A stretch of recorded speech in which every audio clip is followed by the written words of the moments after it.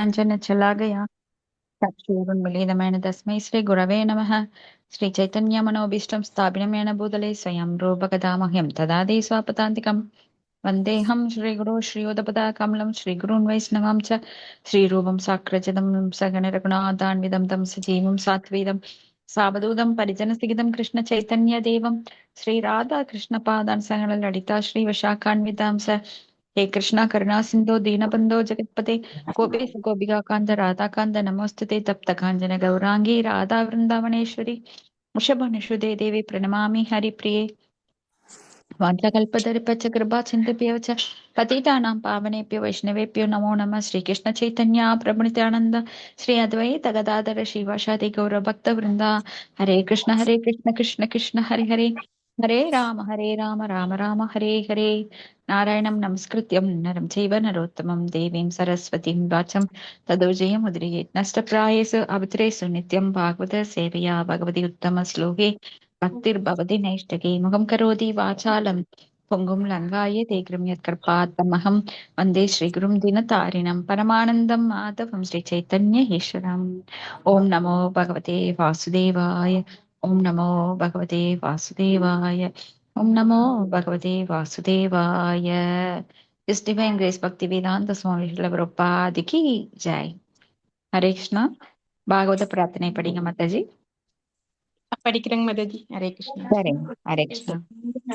सर्वशास्त्राप्ति पीयूषा सर्ववेदैः सत्फला सर्वसिद्धान्त रत्नाय सर्वलोकैः त्रिकृदा सर्वभागवत प्राणो श्रीमद् भागवत प्रभो कलिद्वन्दोदादित्य श्रीकृष्ण परिवर्तित परमानंद पाडाय प्रेम वर्षाक्षराय दे सर्वदा सर्वसेव्याय श्रीकृष्णाय नमोऽस्तु मे। मत्येक बन्तो मत्सङ्किन् मत्कुरो मन्महादन मत् निस्तारक मत्भाग्य मदानन्द नमोऽस्तुते। असाधु साधु तततायिन् अधिनोच ताकर हाना मुन्प्रकासिन् मां प्रेम्ना ஹிருத்கண்டயோஸ்புரா. மொழிபெயர்ப்பு. ஓ எல்லா வேத இலக்கியங்களிலிருந்தும் கடைந்தெடுக்கப்பட்ட அமிர்தமே, வேதங்களின் மிக முக்கியமான ஆன்மீக பழமை மற்றும் எல்லா தத்துவங்களின் முடிவுகளான ஆபரணங்களை கொண்டவரே, உலக மக்களுக்கு ஆன்மீக பார்வையை கொடுப்பவர் மற்றும் வைஷ்ணவர்களின் உயிர் மூச்சாக விளங்குபவரே, பகவானே, நீர் கலியுகத்தின் இருளை போக்குவதற்காக உதித்த சூரியன், உண்மையில் நீர் எங்களிடம் திரும்பி வந்த கிருஷ்ணர். ஓ ஸ்ரீமத் பாகவதமே, உங்களுக்கு என் பணிவான வணக்கங்கள். உங்களை படிப்பவர்கள் உன்னத ஆனந்தத்தை அடைவார்கள், ஏனெனில் உங்கள் எழுத்துக்கள் அவர்களுக்கு தூய பக்தி தொண்டை பொழிகின்றது. நீங்கள் பகவான் கிருஷ்ணரின் அவதாரமாக இருப்பதால் எப்போதும் அனைவரும் உங்களுக்கு தொண்டு புரிய வேண்டும். ஓ ஸ்ரீமத் பாகவதமே, ஓ என்னுடைய ஒரே நண்பரே, உடன் இருப்பவரே, என்னுடைய ஆசிரியரே, என்னுடைய மிகப்பெரிய சொத்துமாகவும் என்னை விடுவிப்பவராகவும் இருப்பவரே, என்னுடைய மிக நல்ல பாக்கியம் மற்றும் ஆனந்தமாக இருப்பவரே, என்னுடைய மரியாதை கலந்த வணக்கங்களையும் ஏற்றுக்கொள்ளுங்கள். ஓ ஸ்ரீமத் பாகவதமே, புனிதமற்றவருக்கும் புனிதத்தை வழங்குபவரே, மிகவும் வீழ்ச்சியடைந்தவர்களை உயர்த்துபவரே, என்னை எப்போதும் கைவிட வேண்டாம். கிருஷ்ணருக்கான தூய பக்தி தொண்டருடன் எப்போதும் என் இதயத்திலும் தொண்டையிலும் தோன்றுவீராக. அறிவோம் தத்சத். ஹரே கிருஷ்ணாங்க மாதாஜி. தேங்க்யூ மாதாஜி. ஹரே கிருஷ்ணா. தேங்க்யூ மாதாஜி. இன்னைக்கு பாகவதம் 4வது ஸ்கந்தம் 12வது அத்தியாயம் ஸ்லோகம் 18. கரெக்டுங்களா மாதாஜி?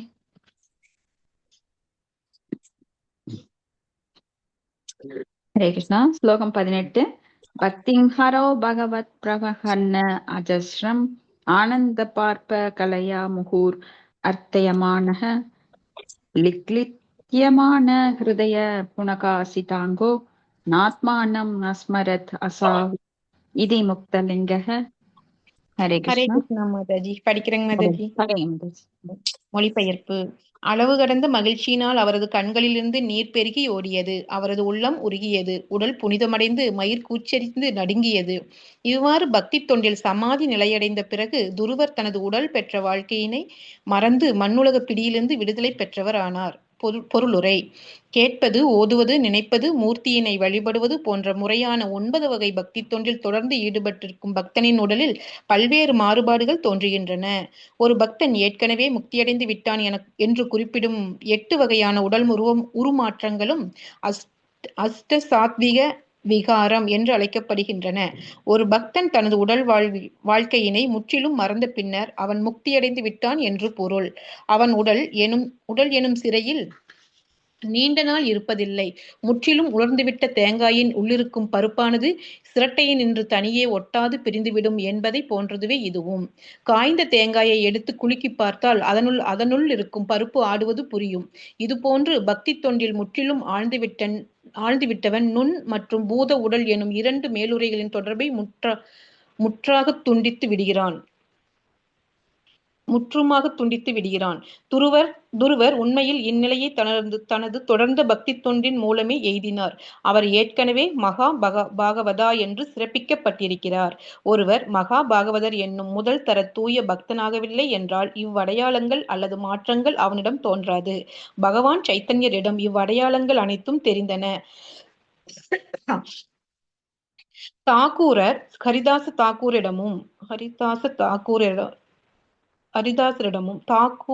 ஹரிதாசரிடமும் இவ்வடையாளங்கள் தோன்றின. இது போன்ற பல்வேறு பக்தர்களிடம் இவ்வுடல் அடையாளங்கள் தோன்றியிருக்கின்றன. அவ்வடையாளங்களை ஒருவன் போலியாக தோற்றுவிக்க முடியாது. ஆனால் உண்மையிலேயே ஒருவன் வளர்ச்சியடையும் பொழுது இவ்வடையாளங்கள் அவனிடம் தோன்றுகின்றன. அந்நேரம் அப்பக்தன் உலகிலிருந்து விடுதலை எய்துவிட்டான் என்று புரிந்து கொள்ளப்படுகிறது. தேங்காய் மரத்திலிருந்து பிரிந்தவுடன் அது எவ்வாறு உயரத் தொங்குகிறதோ அதுபோல் பக்தித் தொண்டின் ஆரம்பத்திலேயே முக்திக்கான வழி உடனே திறந்து விடுகிறது. பருப்பும் ஓடும் தனித்தனியே பிரிவதற்கு சிறிது காலம் ஆகும், அவ்வளவுதான்.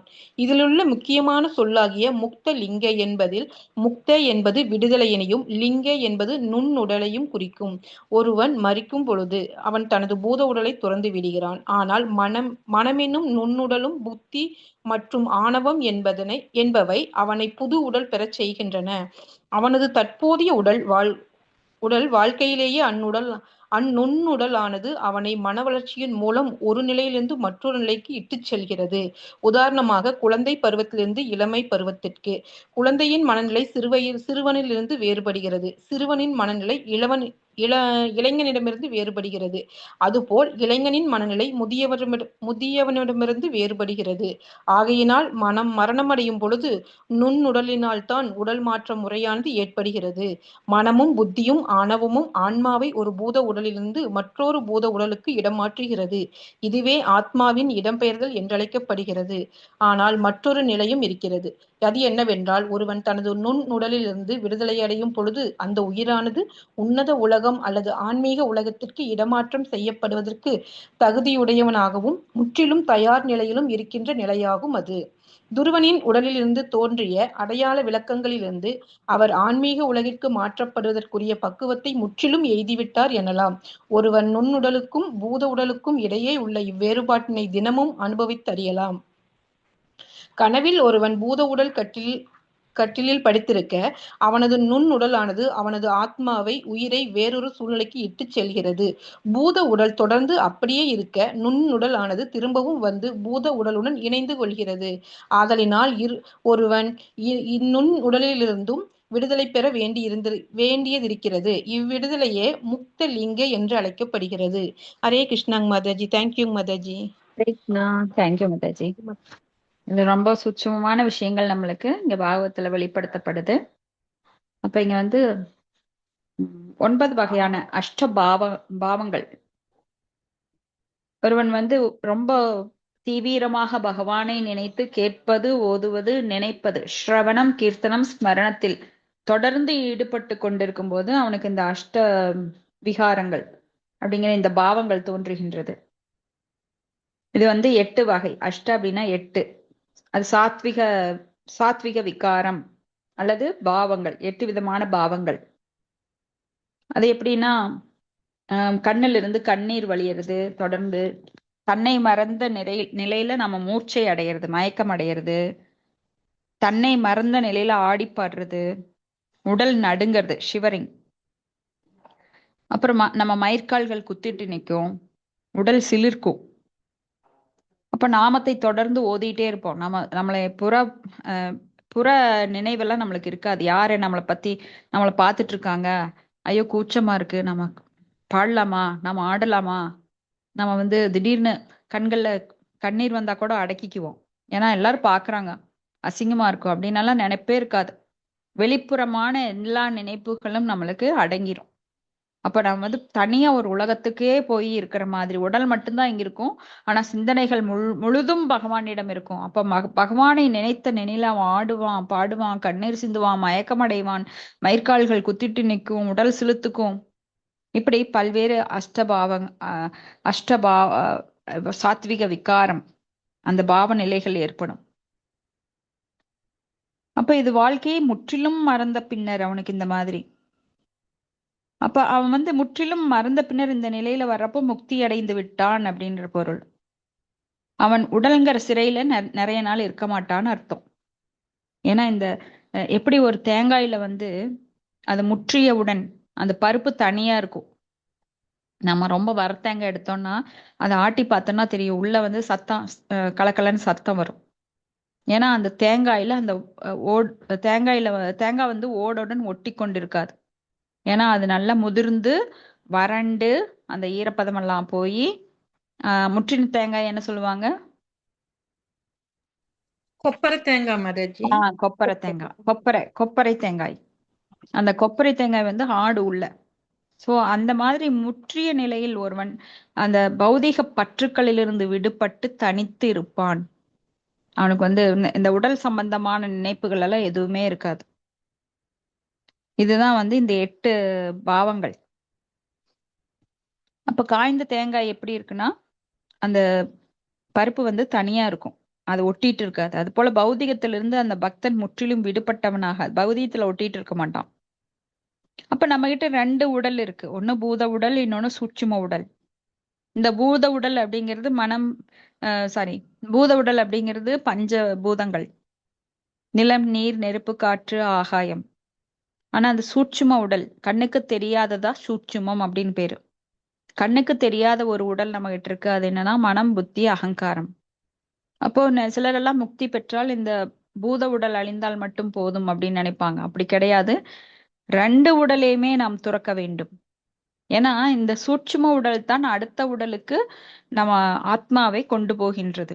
எந்த குணத்தின் அடிப்படையில் நாம் செயல்படுகிறோமோ, சத்துவ குணத்தில் அதிகமா செயல்பட்டிருக்கோமா இல்ல ரஜோ குணத்தில்? ஏன்னா 3ம் கலந்து 81 விதமாக நாம் அடிக்கடி சொல்லியிருக்கோம். ஒரு குணத்துல நம்ம ஒரு குணத்திலேயே செயல்பட முடியாது, அதெல்லாம் கலவைகள். 81 விதமான அந்த கலவைகள், ஒண்ணு மேல இருக்கும், ஒண்ணு மீடியமா இருக்கும், ஒண்ணு கம்மியா இருக்கும். 3ம் கலந்துதான் நம்ம செயல்படுவோம். அப்படி செயல்படும் போது எதுல அதிகமா செயல்பட்டு இருக்கோமோ அதற்கு தகுந்த மாதிரி அந்த சூட்சும உடல்ல பதிவுகள், எப்படி டேப் ரெக்கார்ட்ல வந்து நம்ம பாடல்கள்லாம் பதிவு பண்ணுவோம். இதெல்லாம் அந்த காலத்துல சொல்லியிருந்தா எவனாவது அடிக்க வந்திருப்பான் ஏதாவது எடுத்து. ஆமா, உன் குரலை பதிவு பண்ண முடியும், திருப்ப நீ கேட்க முடியும் அப்படின்னா. ஏன்னா இப்ப நாம நம்புறோம் இல்லைங்களா, சயின்ஸ் எவ்வளவு முன்னேறிச்சு. அப்ப நம்ம குரல்ல எப்படி பதிவு பண்றோமோ அது போல அந்த ஆழ் மனதுல நம்ம சிந்தனைகள், நம்ம எதுக்காக திங்கிங், வில்லிங், ஃபீலிங், எதுக்காக ஏங்குறோம், என்ன செயல்பாடுகள் செய்யறோம், சத்துவகுணத்திலயா, ரஜோகுணத்திலயா, தமோ குணத்திலயா, அது எல்லாமே உள்ள இருக்கும், ஆழமாக பதிந்துவிடும்.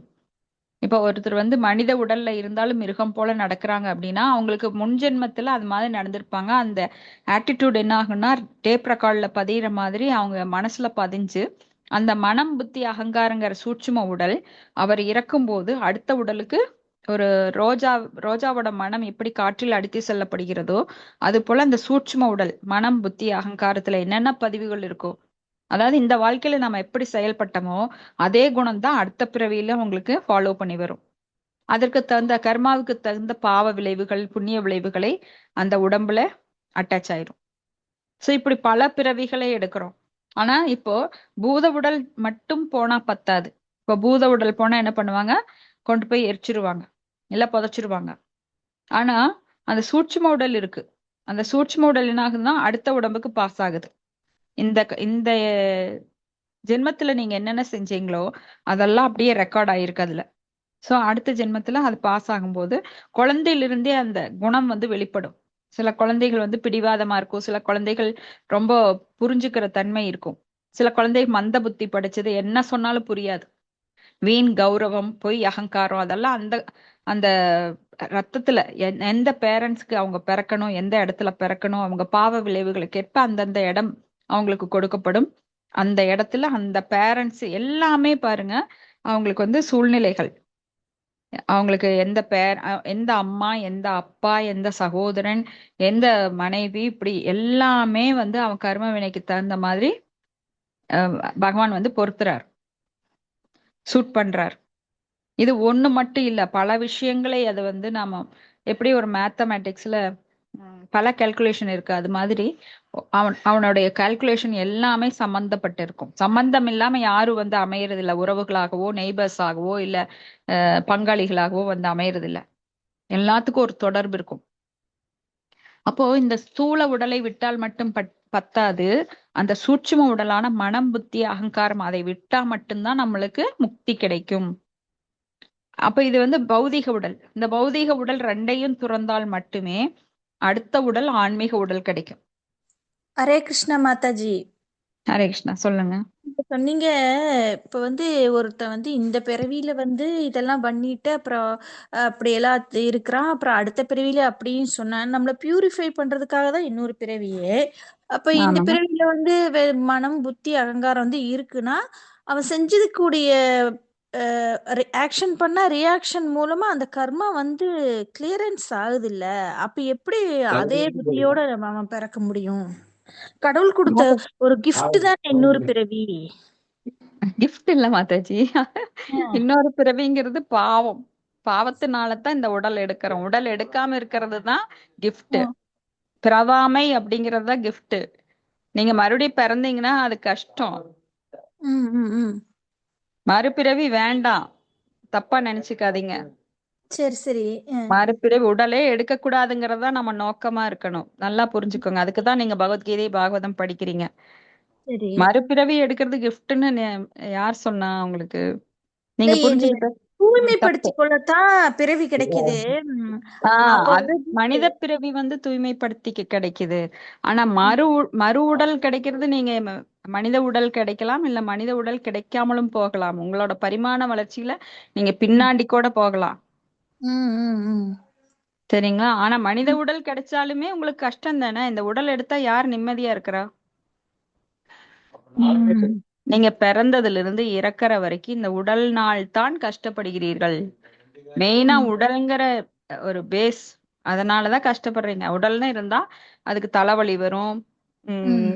எல்லா ப்ராப்ளமும் உடல் சம்பந்தமா தான். ஏன்னா உடல் சம்பந்தமா தான் நீங்க எல்லா செயல்களையும் பிரகிருதிஸ்தானி கர்ஷதி அப்படின்னு சொல்லி உடலுக்காக தான் நீங்க எல்லா வேலையுமே பண்றீங்க. ம். இந்த உடலுக்கு தான் பெரிய வீடு கட்டுறீங்க, உடலுக்கு தான் பல பொருட்களை வாங்குறீங்க. உடலை பேஸ் பண்ணி தான் எல்லாமே உங்களுக்கு நடக்குது. ஏன்னா நாம ஆத்மா அப்படிங்கிற நிலையில இல்ல, நம்ம உடல்ங்கிற ம். நிலையில பல விஷயங்கள்ல ஈடுபடுறோம். அதனாலதான் ம். நம்ம கஷ்டப்படுறோம். ஆனா உடல் எடுக்காமல் இருந்தால் அந்த பிரச்சனை இல்லை, இல்லைங்களா? ஆமா ஏன்னா ஆமா. நாமெல்லாம் ஆன்மீக ஆத்மாக்கள்.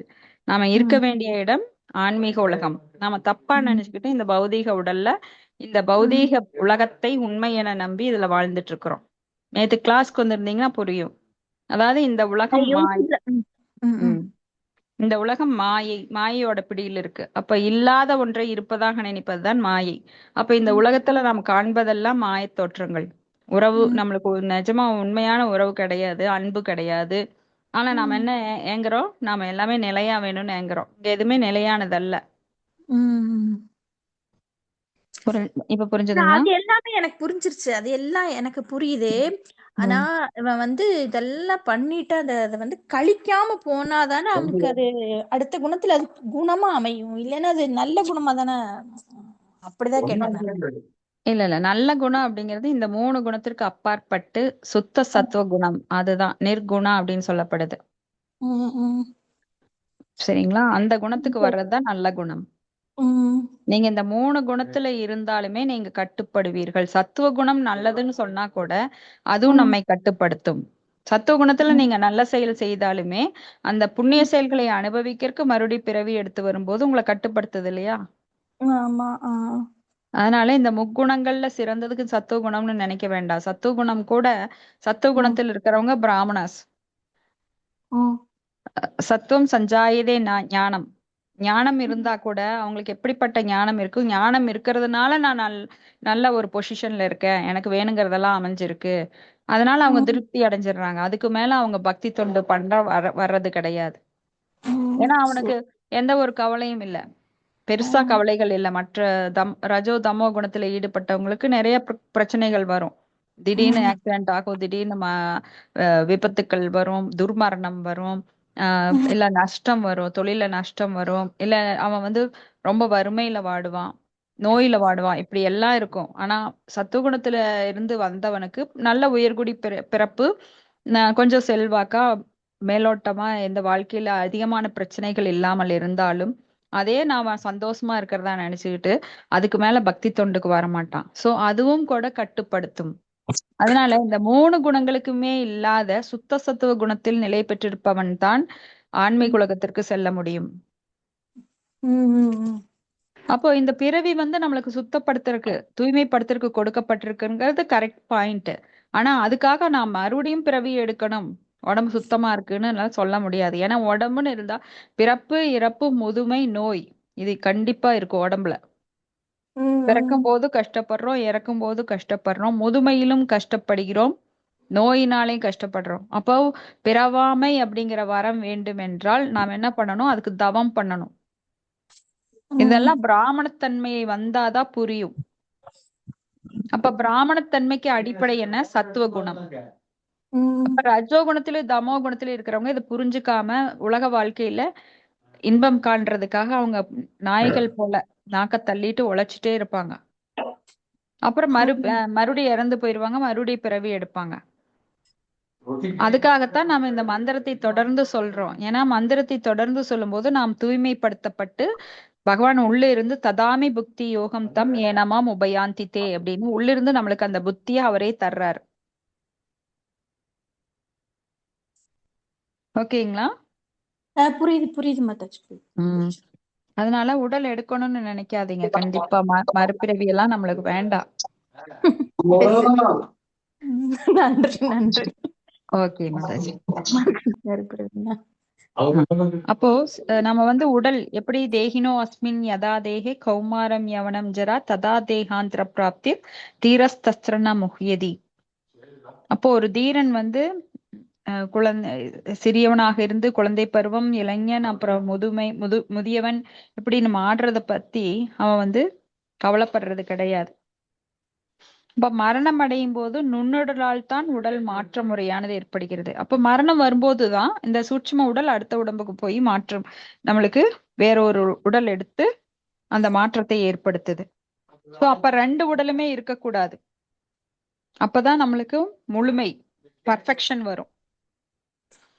இப்ப ஒருவன் நுண்ணுடலிலிருந்து, அதாவது சூட்சும உடல்ல இருந்து விடுதலை அடையணும்.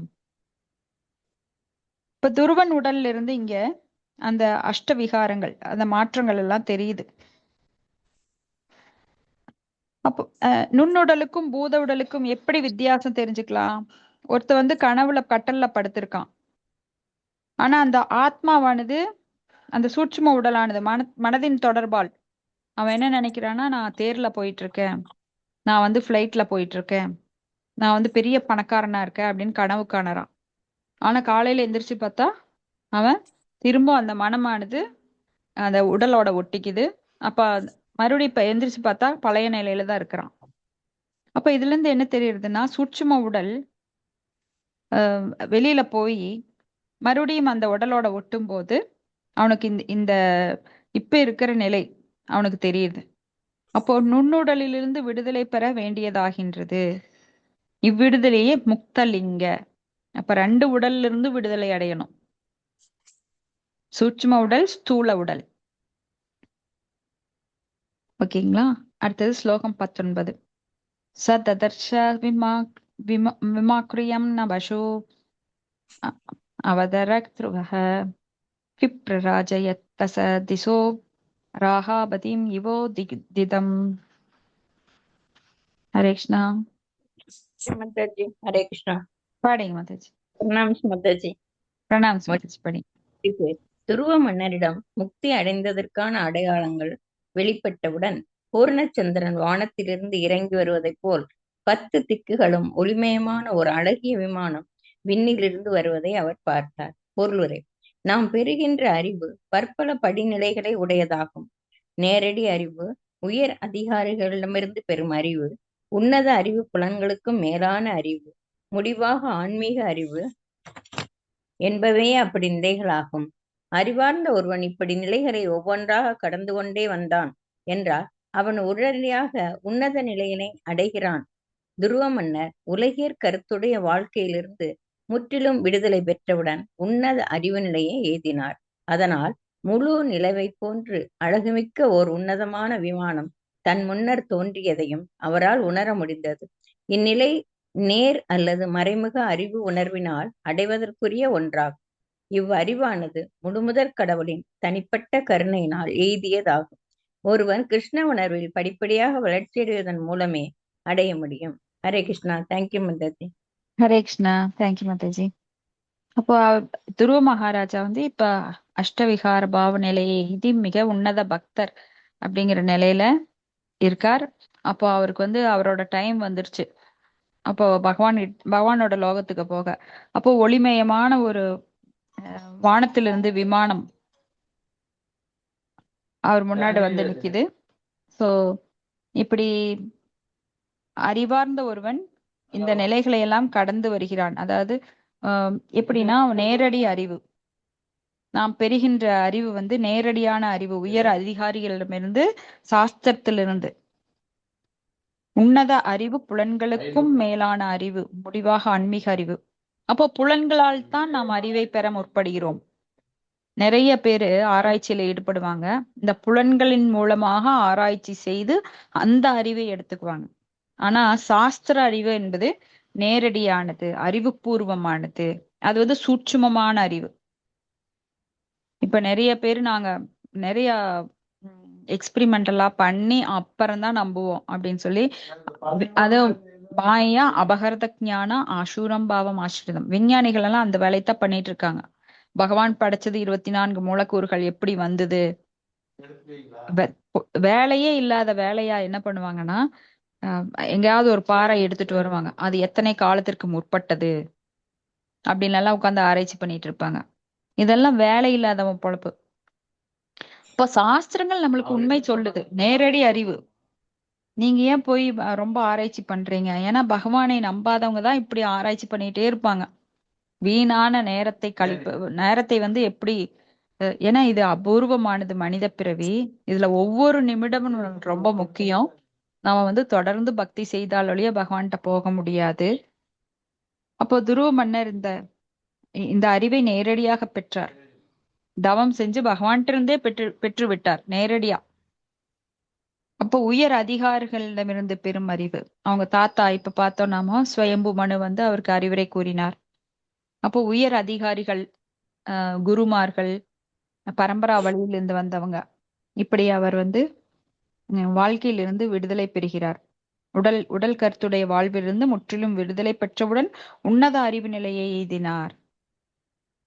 இப்போ உடல் கருத்து நமக்கு போயிடுச்சுனாலே, நம்ம வந்து சூட்சுமமான அந்த விஷயங்கள் நம்மளுக்கு தெரிஞ்சதுனாலே நாம உன்னத நிலையை அடைய முடியும். இவ்வறிவானது முழுமுதற் கடவுளின் தனிப்பட்ட கருணையினால் எய்தியதாகும். ஏன்னா பகவானே பார்த்து தேசாம் சதத யுக்தானாம் பஜதாம் பிரீத்தி பூர்வகம் ததாமி புக்தி யோகம் தம் ஏனமாம் உபயாந்திதே. இப்போ பகவானே அந்த அறிவு தர்றார். யாருக்கு? தன்னை சரணடைந்தவனுக்கு. சர்வ தர்மான் பரித்யச்ச மாம் ஏகம் சரணம் விரஜ அகம் துவாம் சர்வ பாபேப்யோ மோஷேஷாமி மாஷூஷக. அப்போ இத எப்படின்னா நம்ம கிருஷ்ண உணர்வுல படிப்படியா முன்னேறும் போது அந்த வளர்ச்சியின் மூலமே இதை அடைய முடியும்.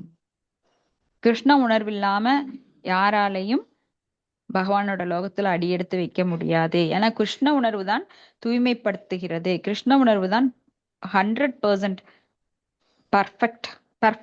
பர்ஃபெக்ஷன் அப்படின்னா கிருஷ்ண உணர்வு மட்டும்தான். வேற எந்த தேவர்கள் உணர்வோ இல்ல, ஈவன் விஷ்ணுவோடைய இதை வந்து நம்மளுக்கு கொஞ்சம் கம்மிதான்.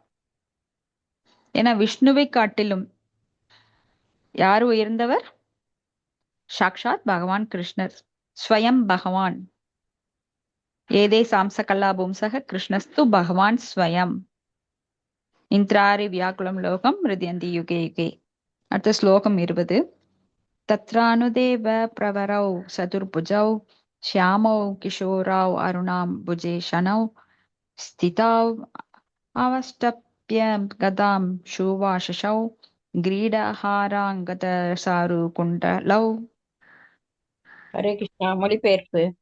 பகவான் விஷ்ணுவின் எழில்மிக்க இரு துணைவர்கள் அவ்விமானத்தில் இருப்பதை துருவ மன்னர் பார்த்தார். அவர்கள் கருநிற உடலும் 4 கரங்களும் உடையவர்களாக இருந்தனர். அவர்கள் மேத்தகு தோற்றத்தோடும் செந்தாமரை மலர் போல் சிவந்த விழிகளை உடையவர்களாகவும் விளங்கினர். அவர்கள் தலைகளில் மணிமுடி தரித்து உயர்ந்த ஆடை அணிந்து கழுத்தில் அட்டிகையும் கைகளில் வளைகளும் காதுகளில் குண்டலங்களும் அணிந்திருந்தனர். தங்கள் கரங்களில் கதாயுதங்களையும் ஏந்தி இருந்தனர்.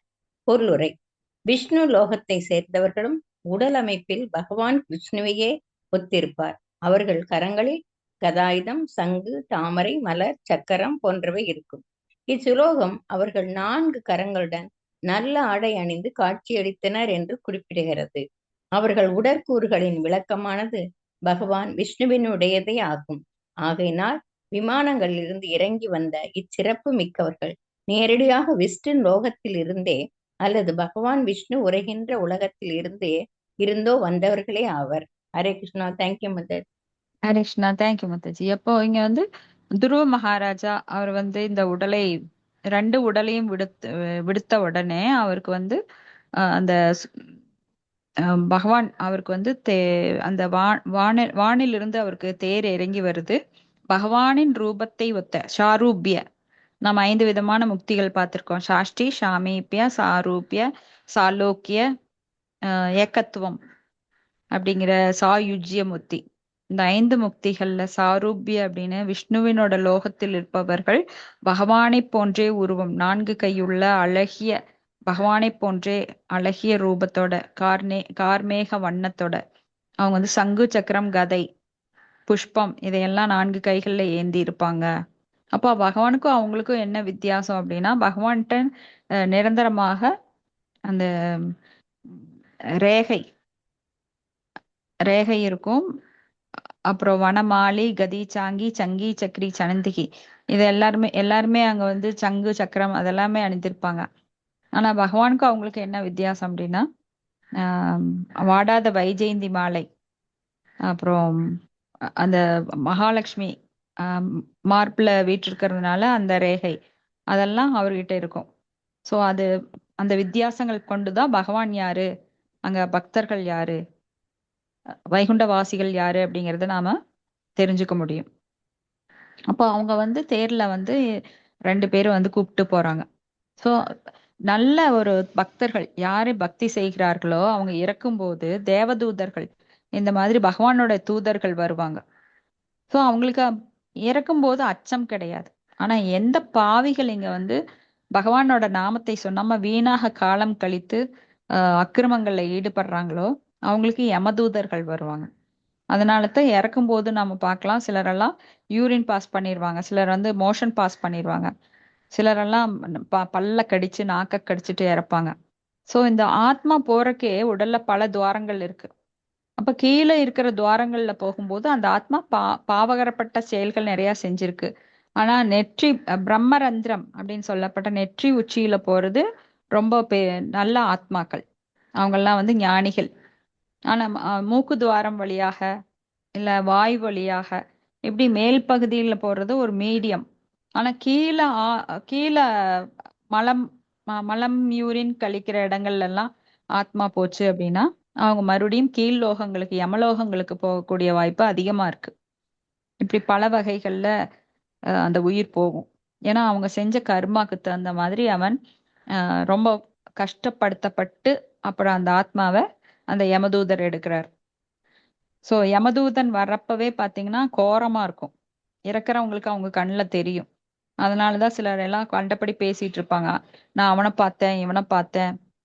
சிலருக்கெல்லாம் பழைய அந்த ஆத்மாக்கள் உறவினர்களாகட்டும் யாராவது நண்பர்களாகட்டும் சாந்தி அடையாத முக்தி பெறாத ஆத்மாக்கள் எல்லாம் அலைஞ்சிட்டு இருப்பாங்க. அவங்க கூட முன்னாடி வந்து வா எங்கிட்ட வான்னு கூப்பிடுற மாதிரி எல்லாம் சொல்லுவாங்க.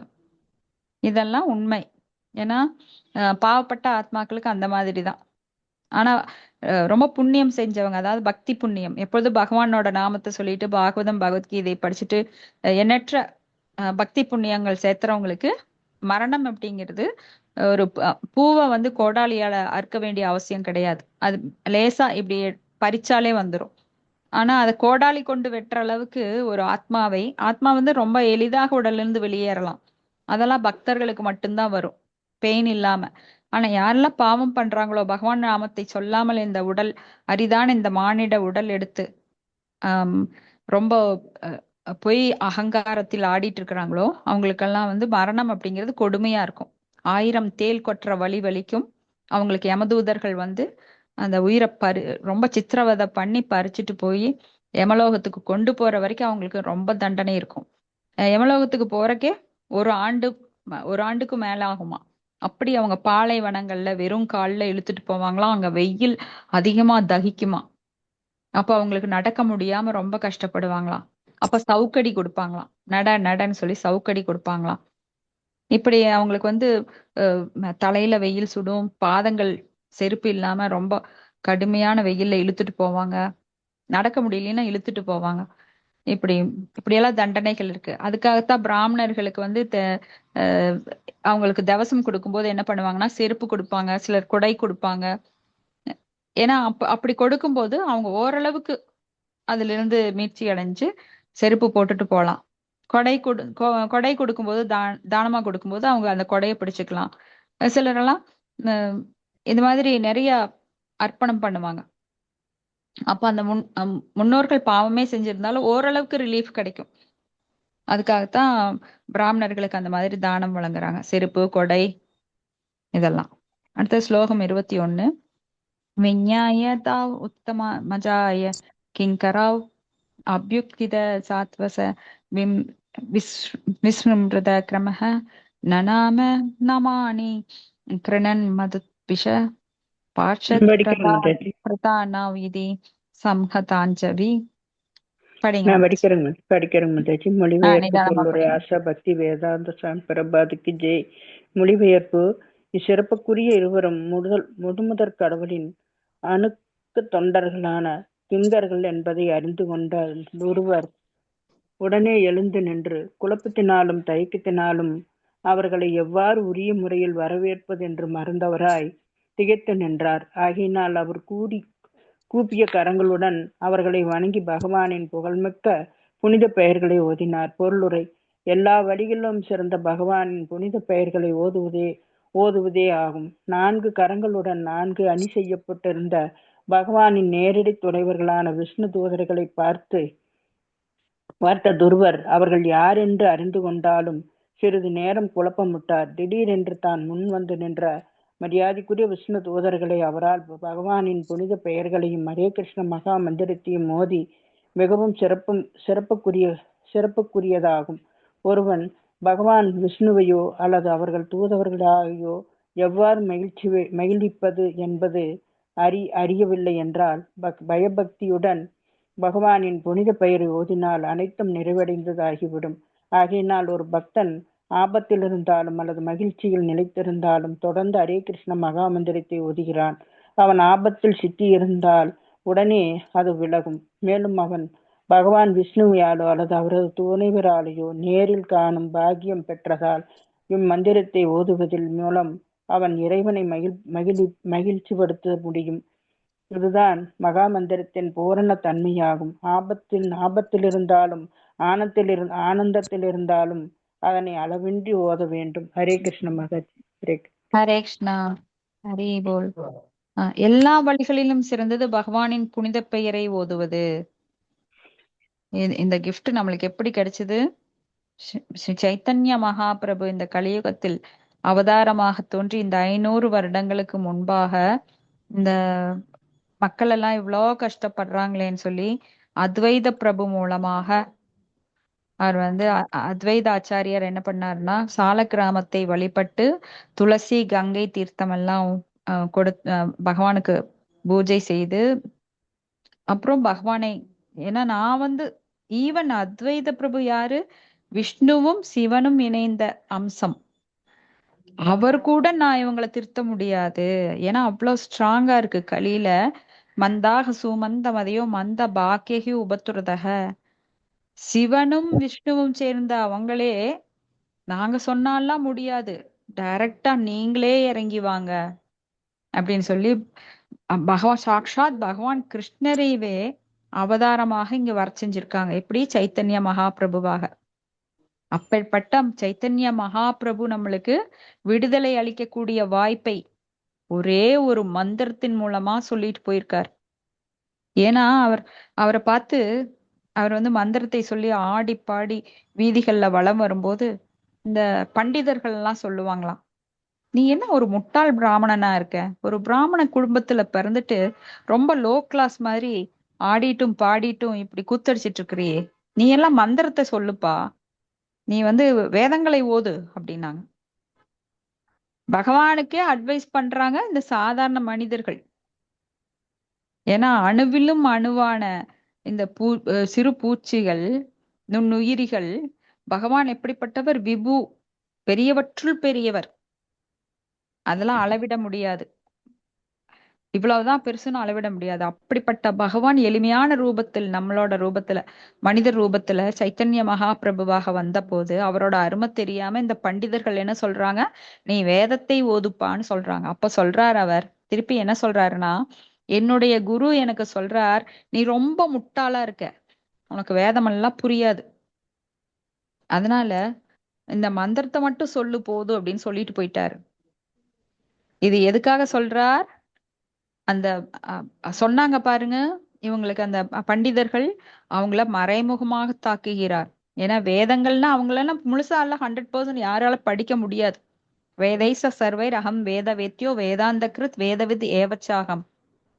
வேதங்களை முழுமையாக அறிந்தவனும் நானே, வேதங்களால் அறிந்து கொள்ளப்பட வேண்டியவனும் நானே, சோ வேதங்களை தொகுத்தவனும் நானே. அப்போ 100% யாரால வேதங்களை புரிஞ்சுக்க முடியும்னா பகவானால மட்டும்தான், சாட்சாத் பகவான் கிருஷ்ணரால மட்டும்தான். ஈவன் சிவபெருமானோ பிரம்மனோ கூட வேதங்களோட நுணுக்கங்களையோ பகவானையோ முழுமையாக அறிய முடியாது. பகவானுக்கே பகவானை பத்தி முழுமையா தெரியாது, அவ்வளவு சக்திகள் அவர்கிட்ட இருக்கு. சோ அப்பேற்பட்ட பகவானுக்கு அவங்க அட்வைஸ் பண்றாங்க. அப்ப பகவான் என்னன்னா, நம்மெல்லாம் அவர்கிட்ட போகணும் அப்படிங்கிறதுக்காக அரிய வாய்ப்பு. அதுவும் நம்மள இந்த கலியுகமானது மிகச்சிறந்தது. ஏன்னா சைத்தன்ய மகாபிரபு 500 வருடங்களுக்கு முன்பாக தான் தோன்றி இருக்கிறார். ரொம்ப பக்கம், நம்மளுக்கு ரொம்ப க்ளோஸா. இப்ப நம்மளுக்கு வந்து விடுதலை அடையக்கூடிய வாய்ப்பு ஒரே ஒரு மந்திரத்தின் மூலமா தர்றார். அததான் நாமாச்சாரியார்னு சொன்னார் ஒரு கூட்டத்துல, பெரிய கூட்டத்துல. அந்தணர்கள் எல்லாம் பொறாமப்பட்டு, நீ யாரு முஸ்லிம் குடும்பத்திலிருந்து பிறந்து எங்களோட மந்திரத்தை, இந்துக்களோட மந்திரத்தை நீ சொல்றதும் இல்லாம இந்த ஒரு மந்திரம் சொன்னா எல்லா பாவம் போயிரும், அவன் முக்தி அடைஞ்சிருவான், பகவானோட லோகத்துக்கு போறான் அப்படின்னு சொன்னா, நாங்கெல்லாம் பைத்தியக்காரங்களா வேதங்களை படிக்கிறவங்க? நாங்கெல்லாம் விழுந்து விழுந்து படிச்சுட்டு இருக்கிறோம், தினம் ஓதிட்டு இருக்கிறோம். எத்தனை மாஸ்டர் எங்களுக்கு வேதம் படிக்கிறதுக்கு. நாங்கெல்லாம் எவ்வளவு வேத பாடசாலைக்கு போயிருக்கோம், நாங்கெல்லாம் எவ்வளவு சடங்கு செய்யறோம், பூணூல் போட்டிருக்கோம். எங்களை விடவா இந்த ஸ்மார்த்த பிராமணர்கள் அப்படின்னு சொல்றவங்களுக்கெல்லாம் பகவான் மேல பக்தி இருக்கோ இல்லையோ, சடங்குகள் மேல ரொம்ப பக்தி. சடங்குகள் செய்யறதுல அவங்க ரொம்ப சிறந்தவர்கள். தினம் குளிப்பாங்க, பூணூல் போட்டுக்கிட்டு தினம் காயத்ரி மந்திரம் சொல்லுவாங்க. அப்புறம் அதத்தோட வேண்டாம் இதத்தோட வேண்டாம், அப்புறம் பண்டிகை நாட்கள் வீடு முழுக்கணும், இதுல எல்லாம் நல்லா இருப்பாங்க. ஆனா பகவான்கிட்ட அட்டாச்மெண்ட் அவங்களுக்கு, பகவானுடன் பக்தி வளர்ப்பதுல ரொம்ப கம்மியா வீக்னஸ் இருக்கும். ஏன்னா இந்த சடங்குகள் செய்யறதுக்கே அவங்களுக்கு நேரம் பத்துறது இல்ல. அதனால சிலர் சடங்குகள்ல மூழ்கி, வேதங்கள் சொல்ற சடங்குகள்ல மூழ்கி போயிடுறாங்க, பலன் கருதும் செயல்கள்ல மூழ்கி போயிடுறாங்க, பகவான் மேல பக்தியை விட்டுறாங்க, கோட்டை விட்டுறாங்க. எது வேணுமோ அந்த முக்கியமான விஷயத்தை விட்டுட்டு மத்த அதெல்லாம் பண்ணுவாங்க. சோ அப்ப பிராமணர்கள் வந்து நிறைய பல வகை பிராமணர்கள் இருக்காங்க. ஸ்மார்த்த பிராமணர்கள்னு சடங்குகளை மட்டும் செய்யறவங்க. இதே பிராமணர்கள் வந்து வேதங்கள்ல பல யாகங்கள் செய்வாங்க, மந்திரங்கள் எல்லாம் கத்துக்குவாங்க, பல சித்திகள் எல்லாம் கத்துக்குவாங்க. ஆனா பகவானை கோட்டை விட்டுருவாங்க. இப்படி பல ஸ்டேஜஸ்ல இருக்காங்க. ஆனா பக்தர்கள், தூய பக்தர்கள் இதெல்லாம் ஒண்ணுமே செய்ய மாட்டாங்க, வேதங்கள் படிக்க மாட்டாங்க. ஏன்னா அவங்களுக்குள்ள அந்த ஞானத்தை பகவானே தந்துடுறாரு. தூய பக்தனுக்கு வேதத்தோட ஞானம், வேதத்தின் இறுதி முடிவு என்னங்கிறது அவங்களுக்கு முதல்லயே தெரிஞ்சிருது. ஏன்னா அவங்களுக்கு பக்தி மூலமாக பகவான் அதை புகட்டி விடுகிறார். பகவானோட அன்பு வளர்த்துக்கிறது தான் முக்கியமோ தவிர, பகவானுக்கு பகவானை தவிர அனைத்து விஷயங்களில் ஈடுபடுறது முக்கியம் இல்லை. அது வேதங்களே சொல்லப்பட்டிருந்தாலும், ஏன்னா வேதங்களுடைய அந்த கவர்ச்சியான வார்த்தைகள் எல்லாரையும் பாத விலக செஞ்சிருது. வேதங்களோட இறுதி முடிவை அடையாமல் ஒருவன் இடையிலேயே பல சந்து பொந்தெல்லாம் போய் பல பாதை மாறி போயிடுறான். ஸோ இது வந்து ரொம்ப முக்கியமானது. இதை வந்து நல்லா புரிஞ்சுக்கிட்டவங்க அவங்க கிட்ட வந்து எந்த குழப்பமும் இருக்காது. அப்போ பகவானின் புனித நாமத்தை ஹரே கிருஷ்ண மந்திரத்தை ஓதி மிகவும் சிறப்புக்குரியது. அப்போ பகவான் விஷ்ணுவையோ அல்லது அவர் துணைவர்களையோ மகிழ்ச்சிப்படுத்துவது அப்படிங்கிறது தெரியலனா பயபக்தியுடன் பகவானின் புனித பெயரை ஓதினால் அனைத்தும் நிறைவடையும். சோ அவர்கள் துணைவர்களை மகிழ்ச்சிப்படுத்துவது அப்படிங்கிறது தெரியல. துணைவர்கள் பகவானுடைய அடியாருக்கு அடியாருக்கு அடியார். சோ எதுவுமே தெரியலையா, ஹரே கிருஷ்ண மந்திரம் சொல்லுங்க, அது ஒண்ணு போதும்.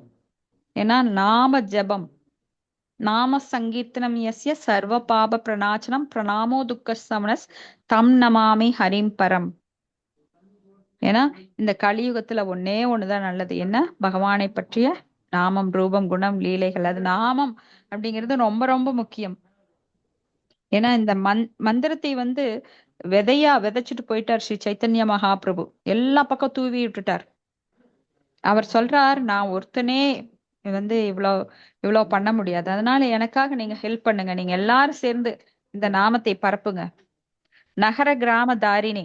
இப்ப நம்ம குரு மகராஜ் வந்து நகரங்கள் கிராமங்கள் தோறும் எல்லா பக்கம் பரப்பிட்டு இருக்கார். ஏன்னா அது ஒண்ணுதான் முக்திக்குரிய வழி. ஹரே நாம ஹரே நாம ஹரே நாமைவ கேவலம் களவு நாஸ்தேவ நாஸ்தேவ நாஸ்தேவ கதிரண்யதா. இதை தவிர வேறு வழி இல்லை, வேறு வழி இல்லை, வேறு வழி இல்லை. ஒரு முறை சொன்னால் உண்மை, 2 முறை சொன்னால் அது சத்தியம், 3 முறை சொன்னால் அது பரம சத்தியம், மிக உயர்ந்த உயர்ந்த உயர்ந்த சத்தியம். கோர்ட்ல எல்லாம் 3 முறை சொல்லுவாங்க, நான் சொல்வதெல்லாம் உண்மை, நான் சொல்வதெல்லாம் உண்மை, நான் சொல்வதெல்லாம் உண்மைன்னு.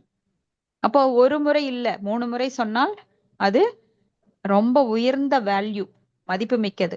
அதனாலதான் ஹரே நாம ஹரே நாம ஹரே நாம இவ கேவலம் களவு நாஸ்தியவ நாஸ்தியவ நாஸ்தியவ கதிரண்யதா. அது ஒண்ணுதான் நம்மளுக்கு உய்வதற்கான வழி அப்படிங்கிறது நாரதிய புராணம் நம்மளுக்கு உறுதிப்படுத்துது. இப்ப பகவானின் புனித நாமத்தை சொல்லியே நாம எல்லாருமே விடுதலை அடைய முடியும். ஆனா நம்பிக்கை, ஸ்ரத்தை, அதுல யார் ஒருவர் நம்பி அதை தொடர்ந்து ஜபிக்கிறார்களோ அவங்களுக்கு கண்டிப்பா பக்தி தொண்டு அப்படிங்கிறது உறுதிப்படுத்தப்படுகின்றது. அவங்க பகவானோட லோகத்திற்கு போக அருகதை உள்ளவர்கள், உரிமை உள்ளவர்கள். இதை யாராலும் தடுக்கவே முடியாது. ஒரே ஒரு முறை சொன்னா கூட போதும்.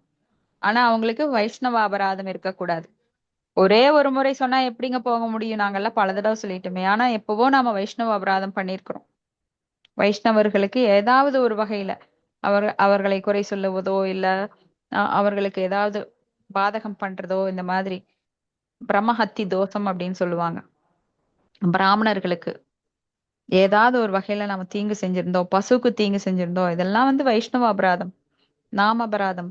இது ஏதாவது ஒண்ணு நம்மள வந்து தடங்கல் பண்ணிட்டு இருக்கோம். யார் ஒருவர் இதெல்லாம் பண்ணலையோ அவங்க ஒரே முறை சொன்னால் போதும், அவங்க வந்து பகவானோட லோகத்துக்கு உயர்த்தப்படுவார்கள். சாதாரண விஷயம் கிடையாது. அப்ப மகா மந்திரம், அதனால்தான் மகா மந்திரம். ஏன்னா இந்த மந்திரத்துக்கு எந்த ஒரு நிபந்தனைகளும் கிடையாது. காயத்ரி மந்திரங்கள்லாம் நீங்க வந்து குரு மூலமா கேட்கணும், அதை மௌனமா சொல்லணும், நேரம் காலமெல்லாம் இருக்கு. ஆனா இந்த மகா மந்திரம் 24 மணி நேரம் நீங்க டாய்லெட்ல உட்காந்து தூங்கும் போது சொல்லலாம், டாய்லெட்ல உட்காந்து சொல்லலாம், எப்ப வேணா சொல்லலாம். நாம் அஹாரி பகுதா நிஜ சர்வ சக்தி தத்தார்பித நேமத ஸ்மரணே நா கால ஏதா துருசி தவக்கிரப பகவன் மமாபி துர்தைவம் இத்ரு சமிசாஜனி நானுராக. ஆனா இந்த மந்திரத்தை சொல்றதுக்கு எந்த ஒரு கால நியமனமும் கிடையாது. ஸ்மரணே நா காலே. அது போல இந்த மந்திரத்துல எந்த நியமங்களும் கிடையாது. அது போல இந்த மந்திரத்துல நாமத்துல வந்து அனைத்து சக்திகளும் பகவானோட நாமத்துல பகவான் எப்படி சக்தி உடையவரோ அது போல அனைத்து சக்திகளும் இந்த நாமத்தில் அடங்கி இருக்கிறது. இதுக்கு உதாரணம் யார் சொல்லலாம்? இன்னைக்கு என்ன நாள்? இன்னைக்கு என்ன நாள்? ஹனுமன் ஜெயந்தி. ஹனுமன் ஜெயந்தி. ஹனுமன் எப்படி வலிமையாக இருந்தார்?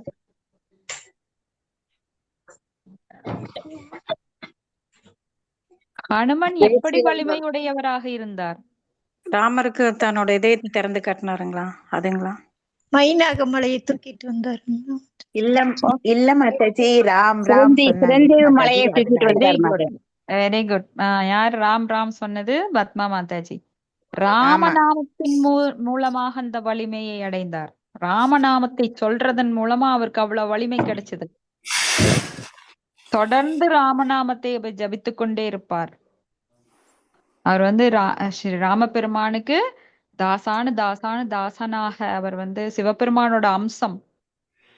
எப்பவுமே அவரோட மனசுல ராமநாமம் ஓடிட்டு இருக்கும். ஆஞ்சநேயரோட கருணை கிடைக்கணும், ஹனுமனோட கருணை கிடைக்கணும்னா நீங்க சிம்பிளா அவரை அப்ரோச் பண்ணலாம். அவரு ராமநாமத்தை சொல்லி சொல்லியே கடலை வந்தே கடலையே நீ எப்படி கடப்பேன்னு கேட்டபோது ராமநாமத்தை சொல்லியே நான் கடலை கடந்துருவேன். அப்புறம் எப்படி இந்த பாறைகள் வந்து கடல்ல மிதக்கும்னா ராமநாமத்தை எழுதுனா இந்த பாறைகள் கடல்ல கடக்கும் அப்படின்னு சொன்னாராம். ஆமா, அப்படி ராமர் சொல்லி என்ன பண்ணாரா, இவங்க எல்லாம் போடுறாங்களே இது மிதக்குது, நான் ஒண்ணு போடுறேன் அப்படின்னு சொல்லி போட்டாராம். ஆனா அது மிதக்கல. அப்ப ஆஞ்சநேயர் பின்னாடி இருந்துட்டு சொன்னாராம், உங்களோட நாமம் எழுதி போட்டதுனாலதான் அது மிதக்குது, அது நீங்க நான் அப்படின்னு சொல்லி போட்டீங்கன்னா அது மிதக்காது அப்படின்னு சொல்லி. ஏன்னா ராமருக்கு அவ்வளவு, ராம நாமத்திற்கு அவ்வளவு வலிமை, நாமத்திற்கு அவ்வளவு மகிமைனா பாருங்க. அப்ப ராமரை விட ராம நாமத்திற்கு அவ்வளவு மகிமை. ஏன்னா ராமர் பிறப்பதற்கு முன்பே அந்த நாமம் இருந்துதான். ஓகேங்களா? ஹரே லலிதா கிருஷ்ண மாதாஜி மாதாஜி. ஹரே கிருஷ்ண சொல்லுங்க. மாதாஜி. இன்னைக்கு நான் காய்ச்சலோட படுத்திருந்தேங்க மாதாஜி. சரி, படுத்திருந்தப்போ அப்புறம் பையனோட ஃப்ரெண்டு ஒருத்தர் கார் வாங்கியிருக்குன்னு வந்து அப்புறம் பையன் வந்து எழுப்பி, அம்மா அந்த சாவி வாங்கிட்டு பூசை பண்ணி அவங்ககிட்ட கொடுத்துருமா அப்படின்னு சொல்லி சொன்னான். சரின்ட்டு சரி, நான் குளிக்கவும் கூட இல்லையேன்னு சொல்லிட்டு பகவான் கிட்ட வச்சுட்டு அவ அந்த சாவி அவர் கொடுக்கும்போது சொன்னா, அது என்ன செய்யணுங்கம்மா நான் கடைசி வரைக்கும் அப்படின்னு. ஒன்னே ஒன்று சொல்லுங்க, ஹரிநாமம் மட்டும் சொல்லுங்க, ஹரே கிருஷ்ணா ஹரே கிருஷ்ண கிருஷ்ண கிருஷ்ணா ஹரே ஹரே, ஹரே ராம ராம ராம சொல்லுங்க அப்படி. நீங்க வச்சிருக்கிற பை மாதிரி எங்கிட்ட பை இல்லையேன்னு சொன்னாங்க. அப்புறம் நம்ம கலச பூசை கொடுத்த பை ஒண்ணு இருந்துங்க மாதாஜி. அந்த பைய கொடுத்து சரி, பகவானோட போட்டா கொடுத்து பகவத்கீதை ஒண்ணு சரி. கொடுத்து, இது கடைசி வரைக்கும் கார்ல இருக்கணும், கடைசி ம். வரைக்கும் நீங்க ஒரு நாளையாவது சொல்லுங்க டெய்லியே அப்படின்னு சொல்லி சொன்னாங்க மாதாஜி. ஹரி ஹரே போல், கிருஷ்ணா. ஹரி ஹரி போல். சைத்தன்ய ஹரே கிருஷ்ணா. மகாபிரபுவோட கட்டளையை நீங்க ஃபாலோ பண்றீங்க. நான் முந்தா நேத்து தான் நினைச்சேங்க மாதாஜி, நம்ம ஒண்ணுமே செய்ய முடியறது இல்ல, ஒரு சேவையும் செய்ய ஹரி முடியறது போல். இல்ல. ஒருத்தருக்கு ஒரு ஹரிநாமம் சொல்லணும்னாலும் கூட ஒருத்தர் சொல்றதுக்கும் கூட வெளியே போறதுக்கு எதுவும் முடியாம இருக்கிறமே அப்படின்னு நினைச்சிட்டு இருந்தேங்க மாதாஜி. அது சரி, இன்னைக்கு நிறைவாயிருச்சுங்க மாதாஜி. பகவான் ஹரே ஹரி கிருஷ்ணன். போல். மனசுல பகவான் இருக்கிறதுனால உங்களுக்கு ஆப்பர்ச்சுனிட்டி தர்றாரு. இந்த கண்டிப்பாங்க. மாதிரிதான் எண்ணங்கள் ஒவ்வொருத்தருக்கும் அந்த எண்ணம் இருக்கணும். ஒவ்வொருத்தரும் வந்து என்ன பண்ணணும்னா ஹரிநாமத்தை யாராவது ஒருத்தருக்காவது டெய்லி உபதேசம் பண்ணணுங்கிற சபதம் எடுத்துக்கோங்க. இன்னையில இருந்து மாதாஜி பார்த்து நீங்களும் அந்த சபதம் எடுத்துக்கோங்க. ஏன்னா இது பகவானுக்கு செய்கின்ற அரிய தொண்டு. ஏன்னா எல்லா மக்களும் எல்லா ஜீவராசிகளும் கஷ்டத்துலதான் இருக்காங்க, இந்த உலகத்துல துன்பக் கடல்ல தான் இருக்காங்க. அவங்களை விடுவிக்க பகவான் நம்மளுக்கு தந்த அதே வாய்ப்பை நாம் எல்லாருக்கும் தரும்போது பகவான் தானாக மகிழ்ச்சி அடைகிறார். நீங்க எல்லாம் பெரிய சேவையெல்லாம் பண்ண வேண்டாம், இதுதான் பெரிய சேவை. அப்கோர்ஸ் நீங்க வந்து ஒரு ஜீவனுக்காவது டெய்லி ஹரிநாமத்தை, உங்க வீட்டுக்கு வேலைக்கு வர்றாங்களா அவங்களுக்கு சொல்லி கொடுங்க. நீங்க யாருன்னு பார்க்காதீங்க, இவன் வந்து தாழ்ந்த குலம், இவன் உயர்ந்த குலம், இவன் அரசியல்வாதி, யாருன்னு பார்க்காதீங்க, சொல்லிதாங்க. ஆனா ரொம்ப கீழ்த்தரமான புத்தி உடையவர்களுக்கு சொல்லி தராதீங்க. ஏன்னா அவங்க வந்து பரிகாசம் பண்ணும்போது அந்த பாவம் அவங்களுக்கு அதிகமாகும். ஏன்னா நாமளே அவங்களுக்கு அந்த பாவத்தை தூண்டி விடுற மாதிரி ஆயிரும். அதான் 10 அபராதங்கள்ல அது ஒண்ணு. யாருக்கு ஹரிநாமத்தின் மீது நம்பிக்கை இல்லையோ அவர்களுக்கு அதை உபதேசம் செய்யக்கூடாது. அப்படி ரொம்ப கீழ்த்தரமானவங்களை விட்டுடுங்க, நம்ம லிஸ்ட்ல இருந்து விட்டுருங்க. ஆனா முடிஞ்ச வரைக்கும் எல்லாருமே இந்த நாமத்தை சொல்லித்தாங்க, தான் பெற்ற இன்பம் இந்த வையகம் பெறவே அப்படின்னு சொல்லி. ஏன்னா இந்த நாம ஜபத்தினால நம்மளுக்கு எத்தனையோ மாற்றங்கள் நடந்திருக்கு. இன்னைக்கு நாமெல்லாம் நிம்மதியா இருக்கோம், இந்த பாகவத கிளாஸ்ல பகவத்கீதை கிளாஸ்ல நாம பங்கெடுக்கிறோம் அப்படின்னா நம்மளோட அனுபவம் தான். யாருமே நல்லது கிடைக்கலன்னா வரமாட்டாங்க. நமக்கெல்லாம் மனசுல அந்த ஆனந்தம் கிடைச்சிருக்கு. அந்த பாக்கியம் எல்லாம் நம்மளுக்கு கிடைச்சதுனாலதான் தொடர்ந்து வர்றோம், பகவானை பற்றி தொடர்ந்து கேட்டுக்கொண்டிருக்கிறோம், பேசிக்கொண்டிருக்கிறோம், ஓதிக்கொண்டிருக்கிறோம், சிரவணம் கீர்த்தனம் ஸ்மரணம் நடந்துட்டு இருக்கு. அப்ப இதே மத்தவங்களுக்கும் கிடைக்கணும். ஏன்னா நம்ம லெவல் வேணா வேற வேறையா இருக்கலாம். ஒருத்தருக்கு 50%, ஒருத்தருக்கு 70%, ஒருத்தருக்கு 90% இப்படி. ஆனா எல்லாருக்குமே மொத்தத்துல ஆனந்தம், இன்பம் கிடைச்சிருக்கு. ஏன்னா இந்த இன்பம் வெளியில எங்கேயும் தேட முடியாது. எங்க தேடினாலும் கிடைக்காது. நாமெல்லாம் இன்பத்தையே நாடி ஓடுகிறோம். அந்த இன்பம் இங்க கிடைச்சிருக்கு. இந்த 1 மணி நேரம் நம்மளுக்கு ஆனந்தமா இருக்கு. வெளி உலக சிந்தனைகளை மறந்து நாம் எல்லாரும் சததம் கீர்த்த எந்தோமாம் எதந்த சத்துடா விரதாக அப்படின்னு சொல்லி நாம் எல்லாரும் ஒன்று கூடி வெளியுலக சிந்தனைகளிலிருந்து விடுபட்டு நாமெல்லாம் பகவானை பற்றி பேசிக்கொண்டும் ஆனந்தமா இருக்கிறோம், உரையாடி கொண்டிருக்கிறோம். இதுதான் பக்தர்களுடைய நிலை. ஆனா அபக்தர்கள் என்ன பண்றாங்க? வேண்டாத விஷயங்களை பேசி பேசி மேலும் ஆழமாக அவங்க புதை கிணற்றுல காலை ஊன்றிக் கொண்டிருக்கிறார்கள். அவங்களுக்கே தெரியல நாமெல்லாம் கீழே போயிட்டு இருக்கோம் மற்ற விஷயங்களை பேச பேச. ஏன்னா பகவானை பற்றிய மற்ற விஷயங்கள் அனைத்துமே அமங்கலம். நீங்க கோடானு கோடி இப்ப கிடைக்குது, நான் இது வேஸ்ட் ஆஃப் டைம், அதுதான் எனக்கு நல்ல டைம் அப்படின்னு போனாங்கன்னா கூட அதுவும் புதைகுழிதான். கோடானு கோடி இருந்தாலும் அது என்னது, உங்களுக்கு இன்னும் ஆழமாத்தான் போயிட்டு இருக்கு. ஒரு பணக்காரனுக்கு கூட புதைகுழியில தான் இறங்கிட்டு இருக்கான். ஆனா அவனுக்கு தெரியாது. அவன் நினைச்சுக்கிறான் நான் ரொம்ப நல்லா சம்பாரிச்சிட்டு இருக்கேன், அனுபவிக்கிறேன்னு. ஆனா அது சிற்றின்பம். இன்னைக்கு இருக்கிறது நாளைக்கு இருக்காது. ஆனா நம்மளுக்கு இது என்றென்றும் தொடர்ந்து வரும் இந்த புண்ணியம். அவன் புண்ணியத்தை வேஸ்ட் பண்ணிட்டு இருக்கான். இன்னும் இன்வெஸ்ட் பண்ணி அவன் லாபம் எடுக்கிறதுனால வேஸ்ட் பண்ணிட்டு இருக்கான். ஆனா நாமெல்லாம் என்ன பண்றோம்? பகவானை நோக்கி பல அடிகள் முன்னேறி கொண்டே இருக்கிறோம். பகவானோட நாமத்தை தொடர்ந்து பேசி பேசி பேசி இப்ப பாருங்க, நம்மளுக்குள்ள போட்டி. யாரு இன்னும் ஸ்டெப் அதிகமா எடுத்து வைக்கிறா, எந்த பக்தன் முன்னாடி போகிறான் பகவானை நோக்கி. நாம எல்லாம் கோலோக பிருந்தாவனம் போக போறோம். மிகவும் அற்புதமான உலகம். அங்க எந்த துன்பங்கள் இல்லாத வைகுண்டா, துன்பங்கள் அற்ற உலகம் தான் வைகுந்தா. அந்த வைகுந்தத்துக்கு போறதுன்னா சொர்க்கவாசல்ல போய் வெளியில வந்தா பத்தாது, அதுக்குரிய பிராப்தமையும் சேகரிக்கணும். நாம